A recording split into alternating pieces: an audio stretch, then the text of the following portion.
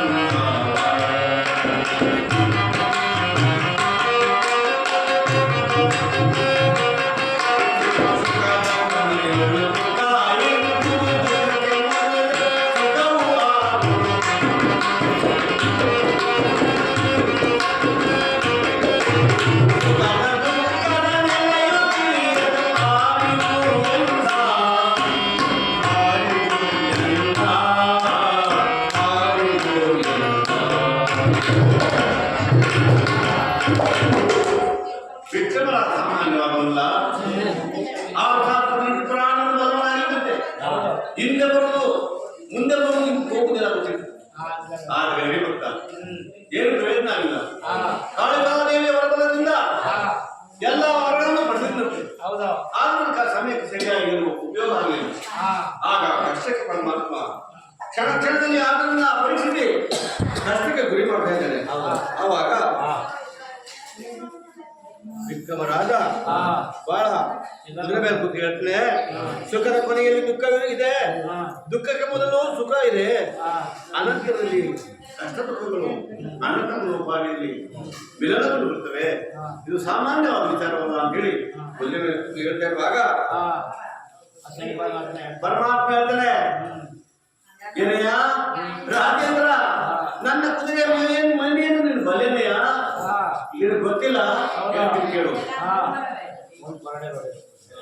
ಆವಾಗ ಹೇಳ್ತಾನೆ, ಏನು ಮಂತ್ರಿ, ಈ ಕುದುರೆ ನಿಮ್ಮ ಕೊನೆಯಲ್ಲಿ ನೋಡಿದ್ರೆ ಹೋಗುದಿಲ್ಲ, ನಮ್ಮ ಕೊನೆಯಲ್ಲಿ ನೋಡಿದಾದ್ರೆ ಗಗನ ಮಾರ್ಗವಾಗಿ ಬಹಳ ಸಂತೋಷಮಯವಾದಂತಹ ಪರಿಣಾಮ ಕೊಡ್ತದೆ.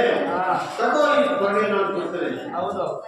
ಕೊಟ್ಟಾಗ ಮಾಯಕರಣ ಕೊಟ್ಟಂತಹ ಕೊನೆಯಿಂದ ಮಾಯವಾದ ಭೂತ ಇದೆ ಅದರಲ್ಲಿ. ಕುದುರೆಗೆ ಹುಮ್ಮಸ್ಸಿಂದ ಒಂದೇಟನ್ನು ಹೊಡೆದಿದ್ದಾನೆ.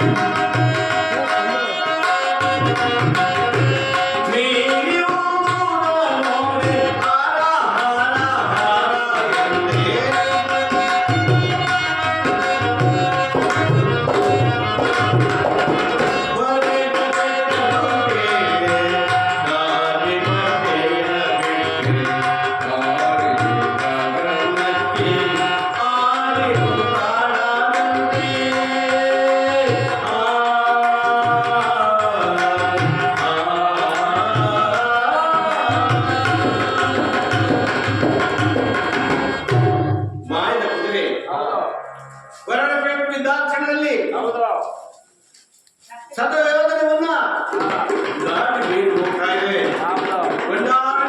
ಬಂದು ಸಾಯಂಕಾಲ ಹೋಗ್ತಾ ಇದೆ, ತಂದು ಅದರಲ್ಲಿ ಇಳಿಸ್ತಾ ಇದೆ. ಆದರೆ ವಿಕ್ರಮದಲ್ಲಿ ಒಂದು ಮಾತು ಇದೆ, ಏನು ಈ ಕುದುರೆ ಹೋಗ್ತಕ್ಕಂಥ ವೇಗದಲ್ಲಿ ಏನಾದ್ರೂ ಮತ್ತೆ ಒಂದು ಇಟ್ಟು ನೋಡುದಾದ್ರೆ ಶಾಂತವಾಗುವುದು ಅಂತ ಹೇಳಿ ಒಡೆದು ಮತ್ತೊಂದು ಇಟ್ಟು ನೋಡಿದ್ದಾನೆ. ಗುಂಡಾರಣ್ಯ ಪ್ರದೇಶದಲ್ಲಿ ಬೇಕಾದಷ್ಟು ಯೋಧರಲ್ಲಿ ಈ ವಿಕ್ರಮರಾಜನ ರಾಜ್ಯದ ಗಡಿಯನ್ನು ಬಿಟ್ಟು ಸತಯೋಧನೆ ಹೋಗಿದೆ. ಅಲ್ಲಿ ಹೋಗಿ ದಟ್ಟವಾದ ಅರಣ್ಯದಲ್ಲಿ ಕುದುರೆ ಇಳಿತಾ ಇದೆ, ಕಾಲ್ಗತ್ತಲೆ ಆಗ್ತಾ ಇದೆ. ಕಾಡಿನಲ್ಲಿ ಘೋರ ಮೃಗಗಳು ಮೂಗಿಡ್ತಾ ಇದ್ದಾವೆ. ಆವಾಗ ನೋಡದ ಯೋಚನೆ ಮಾಡಿ ಹೊಟ್ಟೆ ಸಿಗ್ತಾ ಇದೆ, ಬಾಯಿ ಹಾಕಿ ಆಗ್ತಾ ಇದೆ, ನೀರು ಕುಡಿಬೇಕು, ಹಸಿವನ್ನು ಮಟ್ಟು ಮಾಡಬೇಕು, ಸಾಧ್ಯವಿಲ್ಲ. ಆವಾಗ ಕುದುರೆಯನ್ನು ಹಿಡಿದು ಕುದುರೆಯನ್ನು ಒಂದು ಮರದ ಕೆಟ್ಟಾಕಿ ಕೊಳಕ್ಕೆ ಹೋಗಿ ಕೈಗೆ ನೀರು ಕೈ ಆಗ್ತದೆ, ಕೊಳದ ನೀರು ಮಾಯವಾಗ್ತದೆ. ಆ ಮರಗಿಡಗಳಿಂದ ಇನ್ನೊಬ್ಬರು ಮಾಯವಾಗಿ ನಿಶ್ಚಲವಾದ ಪ್ರದೇಶ ಆಗಬೇಕು. ಆವಾಗ ದುಃಖ ಮಾಡ್ತಾ ಇದ್ದೇನೆ.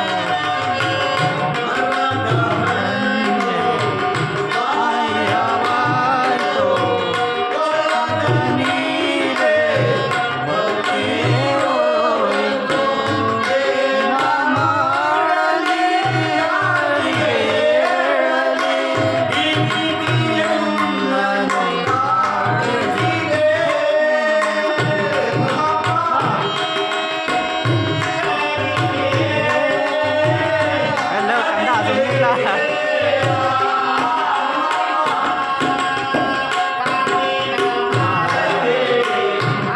ಅರಮನೆಯಾಯ್ತು ಪ್ರಜೆಗಳು ಆದವು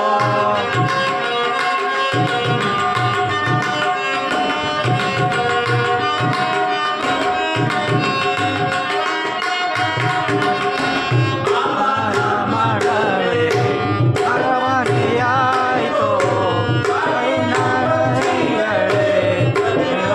ಆದವು ಹೇಳಲಿ ಏನನ್ನು ಮಾಡಲಿ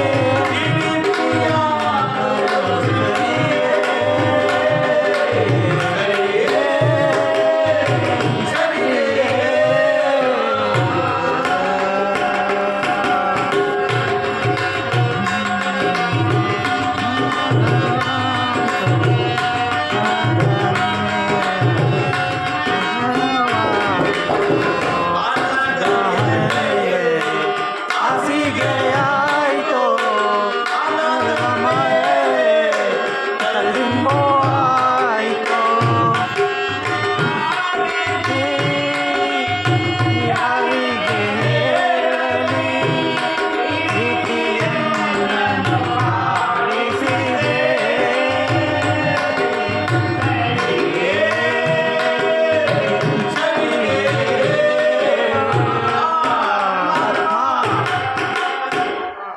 ಈ ರೀತಿಯಾಗಿ ಫೋನ್ ಮಾಡ್ತೀವಿ ಸಲ್ಲಿ ಕತ್ತಲಾಯ್ತು ಪ್ರಪಂಚವೇ ಎತ್ತರವನ್ನು ಕಾಣಿಲ್ಲ ಹೊರಗೂಡಿ ಬಂದಂತ ಕುದುರೆಯನ್ನು ತಿರುಗಿ ನೋಡ್ತೇನೆ ಅದು ಮಾಯವಾಗಿದೆ ಆವಾಗ ಆ ನೆಲೆಯಲ್ಲಿ ಗುಡಿಸಿ ಹೌದು ತರಗನ್ನ ಅದನ್ನ ಹಾಸಿಗೆ ಮಾಡ್ಕೊಂಡು ಆಗ ಬೇರೆ ತನ್ನ ತಲೆಯನ್ನಿಟ್ಟ ನಿದ್ರೆ ಬರಲಿಲ್ಲ ಕಾಡುಗಳ ಜೈಕಾರ ಹೌದು ಆನೆ ಹುಲಿ ಸಾರ್ಥ ಹೌದು ಗಡ್ಗಾಮೃಗ ಎಲ್ಲವೂ ಜೈಕಾರ ಮಾಡ್ತಾ ಇದ್ದಾವೆ ನಿಜ ಆದರೂ ಆಯಾಸವಾಗಿ ನಿದ್ರೆ ಪ್ರವಸನಾದ ಅಷ್ಟರಲ್ಲಿ ಮಾಯಕಾರ ಸೂರ್ಯದೇವ ಪರಮಾತ್ಮನಾದ ಸೂರ್ಯದೇವ ಪೂರ್ವಾಗ್ನಿ ಉದಯಿಸ್ತಾ ಇದ್ದಾನೆ ನಿಜ ಆತನ ಮುಖಕ್ಕೆ ಬಿಸಿಲು ಕಿರಣವನ್ನು ಬಿಟ್ಟಿದ್ದಾನೆ ಆವಾಗ ಒಂದು ಎತ್ತರವಾಗಿ ನೋಡ್ತಾನೆ ಅಷ್ಟರಲ್ಲಿ ಪರಮಾತ್ಮ ಕಲಿಪುರುಷ ಒಂದು ಪಟ್ಟಣದ ಮಾರ್ಗವನ್ನ ತೋರ್ತಾನೆ ಹೌದು ಆ ಪಟ್ಟಣದ ಮಾರ್ಗದಲ್ಲಿ ರಾಮಧ್ಯಾನವನ್ನು ಮಾಡ್ತಾ ಮುಂದುವರಿತಾ ಇದ್ದಾನೆ ಯಾರು ಕೈ ಬಿಟ್ಟ